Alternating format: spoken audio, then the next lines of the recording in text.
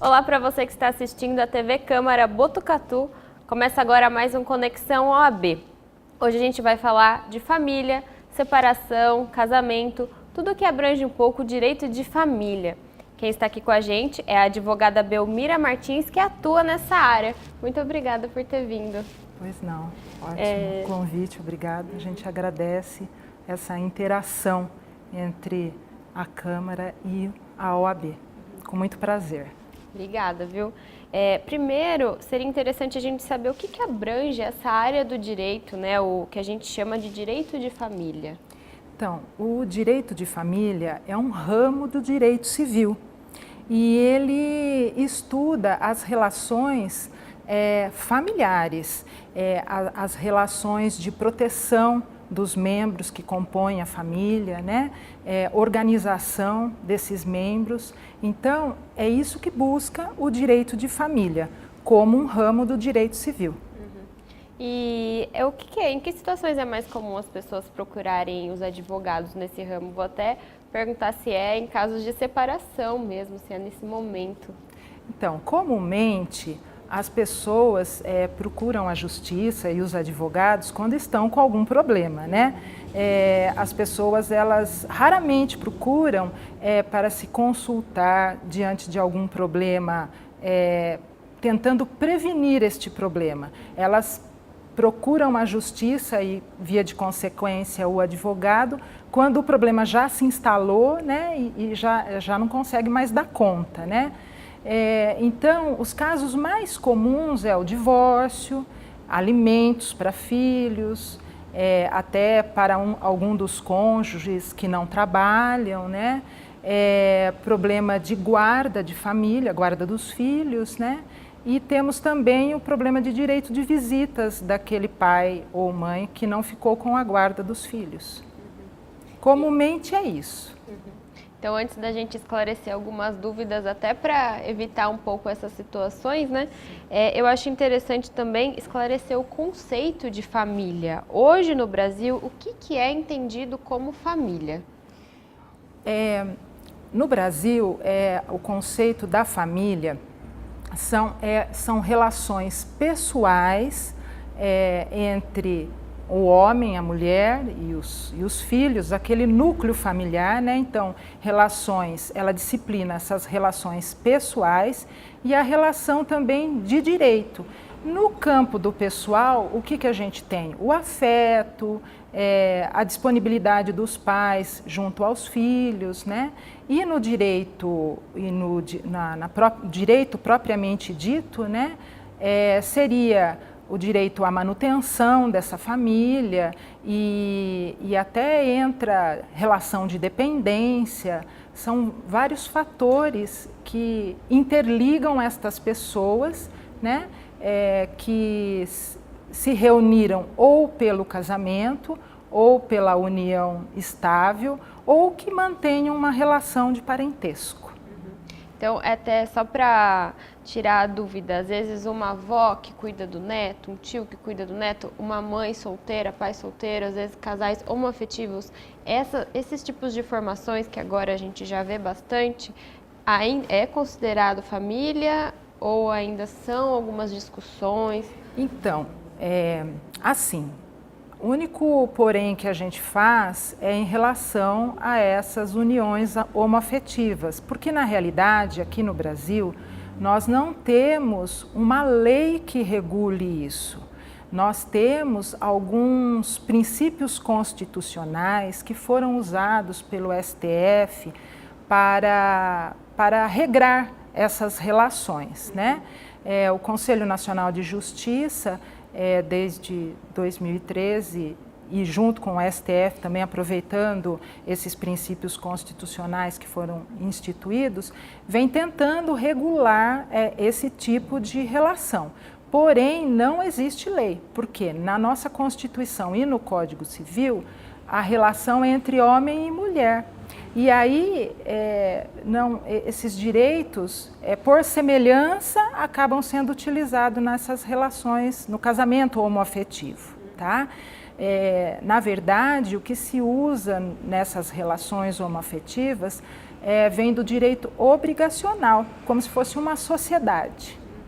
Certo? Tá certo, é um assunto que a gente até comentou antes que poderia render uma outra entrevista, mas era só para porque é muito detalhado, detalhado, né? Então a gente fala de maneira geral, mas requer muito estudo para falar sobre isso, bastante. Agora vamos entrar no assunto casamento, né? Primeiro a parte boa, né? Você poderia explicar a diferença da união civil e da união estável? Então, a união civil é um termo utilizado em outros países. Esse termo é utilizado para as relações homoafetivas. Então, em alguns países onde foi regulado esse casamento entre homossexuais, eles usam o termo união civil. Aqui no Brasil, nós não utilizamos esse termo, né? Nós temos o casamento e temos a união estável, tá? Então, o casamento, ele é uma sociedade civil, onde a pessoa adquire direitos e obrigações entre homem e mulher, né? E mediante a comprovação, mediante a certidão de casamento. Agora, a união estável, ela é o casamento de fato, né? Não há documento que comprove, a não ser que os parceiros façam um contrato, né? Comumente existe a comprovação através daquelas declarações de dependência que são feitas em cartório, né? Então, essa é a diferença, a formalidade. O casamento é formal, a união estável é informal. Então, seria um casamento de fato. E na hora, por exemplo, de uma separação, a união estável também garante alguns direitos? Garante direitos, sim, porque com o novo Código Civil, todos os direitos da união estável para os companheiros, na realidade, são garantidos tal qual o do casamento. Mas acaba que eles devem acabar, assim, eles necessitam comprovar que houve esta união, entendeu? Às vezes até testemunha, por exemplo. Isso, testemunha, essa própria certidão de dependência que se faz em cartório para ser dependente de, como que eu posso dizer assim? Por exemplo, a pessoa está trabalhando e ela quer que a esposa, vamos supor, a companheira, faça parte da sua dependência, então vai no cartório e faz essa declaração para se utilizar de relação de dependência em planos de saúde também, é muito comum fazer isso. E aí acaba sendo utilizado como prova. As compras que são feitas durante a constância da união, né, que os dois adquiriram os bens para guarnecer a residência ou comprar um terreno financiado, aí nesse contrato já coloca o nome dos dois. Tudo isso serve como prova daí para, na hora que estiver rescindindo, né, essa união, que esses bens possam ser partilhados. E como advogada, você sugere ter o casamento oficial, regulado mesmo, ou a união estável hoje em dia é bastante comum e tudo bem? A união estável é bastante segura, desde que os companheiros se utilizem desses cuidados que eu falei, não é? Manter tudo por escrito, guardar documentos, guardar recibos, comprou alguma coisa, está morando ali numa residência, depois muda para outra, guarda os contratos de locação que foram feitos, guardem cópias disso, vai montando uma pasta para, se um dia a gente torce para que tudo dê certo e tem tudo para dar certo tal qual o casamento, mas se não der, vai ter que comprovar, né? E quando há uma cerimônia religiosa ou até ecumênica, é comum, né, até praxe, ter os votos dos casais, de um para o outro, né? Falando de direitos e de deveres, basicamente. E uma vez que o casal é formado oficialmente, seja na união estável, seja o casamento mesmo, existem direitos e deveres, juridicamente falando, entre essas duas pessoas? Sim, existe, inclusive com princípios constitucionais, o direito de coabitação, relação de dependência, né?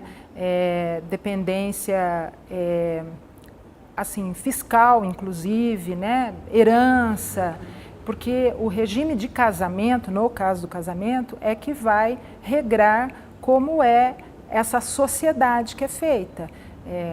Comunhão de bens, total de bens, que é feito sobre pacto, separação total de bens e a comunhão parcial de bens. Então, esses regimes de casamento é que vão regrar o casamento em si.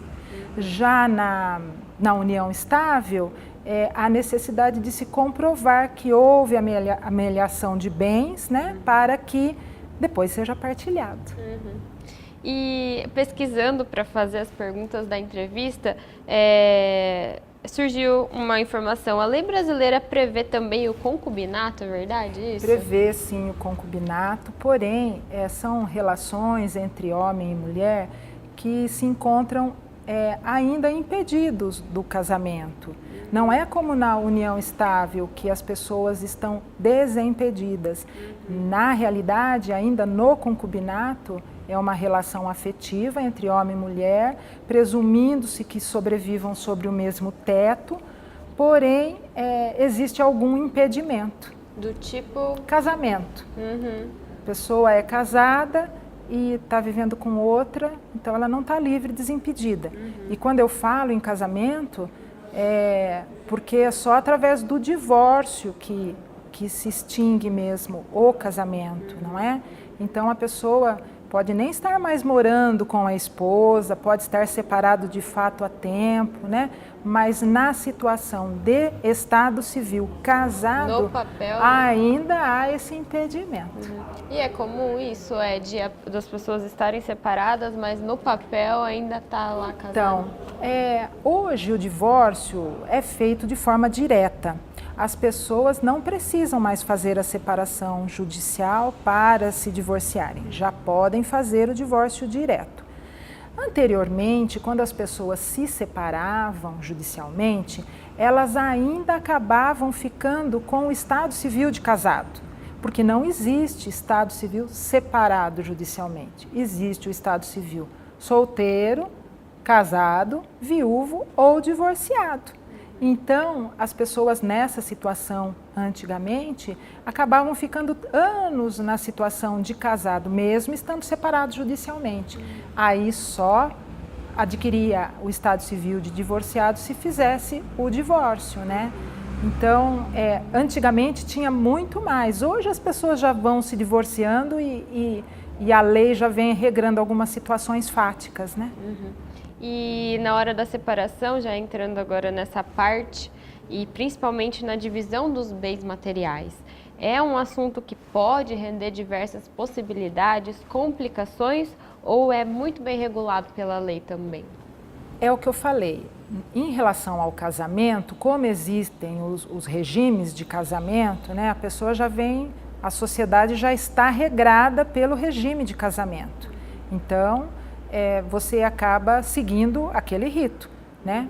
O rito do tipo de sociedade que você quis fazer. Contudo, na união estável, necessita dessa documentação, porque pode ter coisas que a pessoa adquiriu antes e depois um terreno que adquiriu antes e depois construiu uma casa em cima quando estava junto, né, em sistema de união estável. Aí deve comprovar os gastos que foi feito nesta construção para conseguir partilhar, né? A lei, ela regula bem essas relações, né? Os únicos, assim, problemas que podem acontecer é da pessoa não ter a documentação, no caso da união estável, né? No caso da união estável, mas em termos de divórcio, da partilha de bens, está bem regrado a nossa legislação. E a mais comum seria a comunhão parcial, né? Parcial, comumente é parcial, aonde as pessoas, o que conquistaram antes do casamento, em situação de solteiro, não há necessidade de partilhar, né? Fica o problema de uma composição, se foi feito alguma benfeitoria em algum imóvel que já tenha antes do casamento. Ou, um exemplo que é muito comum, a pessoa solteira tem um carro, aí ela casa, né, em comunhão parcial de bens. Aí veio trocando esse carro, trocou uma vez, depois trocou outra, tudo na constância do casamento, onde se presume que as conquistas foram de forma igual, né? E aí é necessário comprovar que já possuía esse bem antes, para que seja feita uma compensação na realidade, né? Quando o casal está em comum acordo na partilha, é muito mais fácil resolver a situação, né? As pessoas já têm noção que tem que compor. Porém, quando não estão em acordo, daí é o juiz que vai decidir. E o juiz faz a partilha e cada caso de 50% para cada um, né? E aí, se tiver numa situação igual a que eu te falei, aí terá que ser comprovado para que o juiz possa fazer a partilha de forma igual. Outro ponto delicado da separação é em relação à guarda dos filhos, né? Hoje a regra é priorizar a guarda compartilhada. Como que funciona isso na prática? Então, na prática, os casais, quando estão se separando, procuram ficar com a guarda compartilhada. Até o intuito do legislador que se fique com a guarda, que se regre essa convivência com a criança pela guarda compartilhada. Porém, as pessoas, na prática, acabam fazendo um pouco de confusão, porque a guarda compartilhada, os pais compartilham as decisões em relação ao filho. A escola que vai estudar, se vai fazer um curso de inglês, se vai mudar de escola, se vai viajar com os avós. Então, a guarda compartilhada, na realidade, é de decisão. Já na guarda unilateral, o pai ou a mãe que fica com a guarda da criança vai definindo isso por si só. Em que escola vai estudar, se vai fazer uma escola de inglês ou não. E o pai que não está na guarda da criança, no caso dessa guarda unilateral, acaba se submetendo a essa situação porque não está com a guarda da criança, né? Simplesmente visita, é instituído um sistema de visitação, né? Para que possa manter este intercâmbio com o filho, porém na parte de decisão, a decisão é sempre do guardião, né? Já na guarda compartilhada existe esse compartilhamento de decisões, não fica a critério de um só. Porém, é bom frisar que isso não significa que não tenha que pagar alimentos. Não significa isso, porque sempre, mesmo na guarda compartilhada, um dos pais vai estar com a criança, né?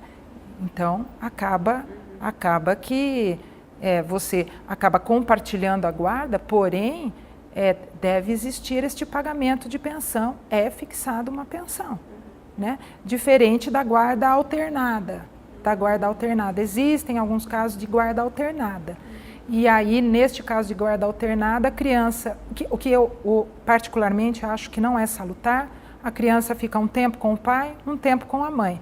E aí ela acaba perdendo o referencial, né? Onde é que eu moro, onde é o meu quarto, onde é a minha casa. Então, quer dizer, a guarda compartilhada diz respeito às decisões. Não quer dizer que uma semana a criança vai ficar com alguém, a outra semana a criança vai ficar com outra. Não, isso é guarda alternada. Né? Então, a compartilhada, ela fica com uma pessoa... Isso, mas as decisões... Isso não impede, por exemplo, você vai buscar hoje na escola, é por isso que é compartilhada. Eu vou. Ele pode dormir na sua casa? Pode. Então, esse é o compartilhamento. E para isso... O casal tem que ter se divorciado, né? Mas tem uma boa relação. Com uma relação muito boa, em prol do filho. O que a gente não vê muito por aí, né? Sempre existe um senão, existe uma mágoa, porque lida com afeto, né? E aí, então, assim, o que hoje a gente mais vê continua ainda sendo a guarda unilateral. Fica com um dos cônjuges e o outro tem o dever de visita, né? Ele tem essa possibilidade, o direito de visitação, que é do filho para com o pai. Então, né? Tem a intenção da guarda compartilhada ser a mais comum, a mais desejada, mas a unilateral ainda é mais vigente. Pelo próprio regramento. Eu vejo assim, na minha prática, eu vejo que os casais, quando eu converso, eles preferem que fique regrado. Visitas de 15 em 15 dias, ou visita todo final de semana, pode pernoitar, não pode pernoitar, porque daí eles têm uma regra a seguir. Então, daí saiu fora da regra, aí eles podem reclamar. Agora, quando não está regrado, por exemplo, visitas livres, aí já fica mais difícil, porque fica ao bel prazer dos pais e a boa convivência dos pais, entendeu? E você chegou a falar da pensão alimentícia, é interessante a gente fazer um adendo para explicar um pouco como que o valor é determinado, até quando ela vai, quem paga para quem, como funciona. Certo, então, os alimentos, eles são devidos geralmente do pai para o filho, que nós estamos falando no caso de separação, né? Enquanto o filho é menor de idade. Porém, é importante frisar que, mesmo maior de idade, se o filho estiver estudando e esse estudo numa faculdade ou um curso que lhe dê um preparo técnico, né? Porque depois que a gente termina o ensino médio, ou é o técnico ou é a graduação. E não lhe permita o trabalho, o próprio sustento, esse alimentos que é devido do pai para o filho acaba se convertendo ou dando continuidade diante do bom senso dos pais, né? Em continuar pagando essa pensão. E a pensão, geralmente, ela é fixada de acordo com as necessidades da criança ou do adolescente e a possibilidade do pai, né? Então, esse é o primeiro fator que deve ser verificado, a possibilidade do alimentante e a necessidade do alimentado. Em segundo momento, deve-se preservar ao alimentado aquele modo de vida que ele tinha quando os pais eram casados, para que não cause um trauma com a separação. Então, a criança está lá, estuda em escola particular, faz um cursinho de inglês, faz natação, e aí, na hora da separação, como o pai vai ter que pagar alimentos, mas vai ser fixado em valor do salário, que geralmente é 1/3 do salário do pai, né? Então nós vamos ter que tirar da escola particular, nós vamos ter que tirar do cursinho de inglês, nós vamos ter que tirar da natação. Então isso causa um trauma e isso deve ser relevante também para oferir este valor da pensão alimentícia. Estipula-se desde muito tempo atrás 1/3 do salário, porque presume-se que a pessoa tenha um gasto de até 1/3 com suas necessidades básicas, né? 1/3 com a sua família, e aí acaba sobrando esse 1/3 que por isso que aproveitou-se, né? Aproveitou-se dessa situação de ficar 1/3, mas sempre num segundo momento observando o tipo de vida, para que não cause trauma na criança. Então daí pode ser 40%, 50%, não sei, isso depende de quanto é o salário do pai, né? Ou da mãe, no caso. E outro assunto que tem rendido debates no meio jurídico, a gente fala da pensão como se fosse, eu estou dando a pensão, então estou fazendo a minha parte. Mas existe também o abandono afetivo paterno, ou seja, filhos que estão pedindo indenização por terem tido pais ausentes. Então, como que está essa discussão? Acontece isso? Então, o que tem acontecido são duas situações. Quando existe o abandono material, o pai deixa de suprir as necessidades da criança, né? E também deixa de visitar, deixa de dar aquele acompanhamento não participa de nada. Então, existem duas situações. A primeira é a destituição do poder familiar, né, do pai em relação ao filho ou da mãe. Se tiver uma guarda compartilhada, perde a guarda. Isso, exatamente. Aí nessa destituição acaba ficando como uma pena, né? Uma pena para o pai que não cumpriu seus deveres, né? E existem outros casos também que, desde que comprovado com um psicólogo, com um assistente social, então seria um laudo psicossocial, né? De que efetivamente a pessoa sofreu um dano psicológico, há a possibilidade de pedir uma indenização, né? Porém, deve estar muito bem provado, né? E também não são indenizações assim, fortunas, né, de indenizações, não é isso. É simplesmente para você fazer um tratamento psicológico. O que mais sai nas sentenças aí é para fazer um tratamento psicológico ou ressarcindo algumas outras coisas a mais. Por exemplo, se a pessoa caiu numa depressão, coisas que ela deixou de ter desde que comprovada, né? Aí existem casos, sim, de indenização. E outro caso oposto a isso é quando um dos lados ou até parentes querem visitar, querem fazer parte da vida das crianças e a outra parte não deixa, impede, né, a visita. Enfim, como que a lei vê isso?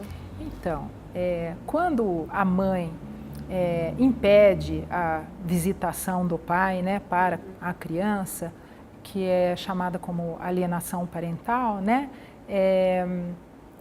isso é reprovado pela justiça, né? Então, existem meios também, através de entrevistas com psicólogos, com assistentes sociais, né, que vão exibir um laudo para o juiz para verificar a situação da criança mesmo. Então, os pais, aqueles pais que não estão podendo visitar as crianças, eles entram judicialmente, né? E é feita a perícia para ver até que ponto a mãe está impedindo, né? Impedindo, às vezes está protegendo, né? Exatamente. E tudo isso pode ser comprovado através desse processo judicial. Em relação aos avós, o Estatuto da Criança e Adolescente prevê que os avós devem existir este intercâmbio, né, dos avós para com as crianças. E se hoje existem vários casos na impossibilidade do pai ou da mãe, o guardião da criança ingressar com ação de alimentos contra os avós, muitos avós acabam pagando a pensão alimentícia no lugar do filho que está impossibilitado, né? Nada mais justo que eles possam visitar também, né? Então, uma coisa puxa a outra, né? Sim. São muitos casos muito diferentes, né? Muitos. E agora, para terminar, você que trabalha diretamente com isso, tem alguma dica, alguma sugestão, seja na hora de casar, de se separar, de pensar na guarda dos filhos, para que as situações não acabem de maneira complicada, que exija a intervenção da justiça, ou é um assunto tão amplo e tão complexo que é difícil também prever o que pode acontecer, né? Olha, o legislador, ele prevê hipoteticamente algumas situações. Então, a lei é feita em cima disso, né? As hipóteses que podem ocorrer. Agora, no dia a dia, de fato, podem acontecer coisas diferentes, podem acontecer coisas que acabam exigindo ramificação do que hipoteticamente foi estipulado. A lei, como eu falei para você, ela regra muito bem essa situação do casamento, né? Contudo, eu acho assim, eu sempre peço para os meus clientes, né, que deve haver uma boa vontade dos dois na hora de fazer essa separação, no caso, né? Porque ninguém consulta um advogado para casar. A pessoa casa e na hora de separar, aí que vai consultar. É aquilo que eu falei para você, não existe a prevenção. Existe já o problema instalado e aquela situação para tentar ser resolvida. Então, eu falo assim, que tem que ter muita boa vontade dos dois para fazer alguma coisa em comum acordo, né? e falou assim, ninguém faz omelete sem quebrar os ovos, né? Essa estrada é de mão dupla. A gente vai e a gente volta. A gente dá para a gente poder receber. Então, quando existe isso, quando existe este bom senso, né? A pessoa sabe que alguma coisa ela vai ter que dar ou deixar de ter para poder receber alguma coisa, eu acho que acaba dando certo e a gente acaba fazendo bons acordos e as pessoas acabam vivendo bem. Porém, quando isso não é possível, aí a gente tem que ajuizar a ação, defender o cliente, aquilo que é melhor para ele, dentro da lei sempre. Tá certo. Muito obrigada por esclarecer essas dúvidas. Você assistiu Conexão OAB. Esse vídeo passa na TV Câmara por 15 dias e também está no YouTube. Não deixe de acessar o nosso canal. Muito obrigada e até a próxima!